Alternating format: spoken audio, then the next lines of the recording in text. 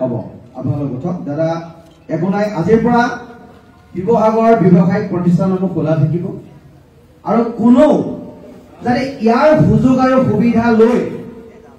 কোনো যাতে ব্যৱসায়িক গোষ্ঠীক পইচা পাতি ডিমাণ্ড নকৰে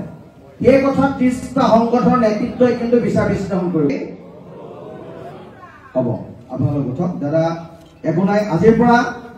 শিৱসাগৰ ব্যৱসায়িক প্ৰতিষ্ঠানসমূহ খোলা থাকিব আৰু কোনো যাতে ইয়াৰ সুযোগ আৰু সুবিধা লৈ কোনো যাতে ব্যৱসায়িক গোষ্ঠীক পইচা পাতি ডিমাণ্ড নকৰে এই কথা 30টা সংগঠনৰ নেতৃত্বই কিন্তু বিচাৰ বিশ্লেষণ কৰিব লাগিব হ'ব আপোনালোক উঠক দাদা একো নাই আজিৰ পৰা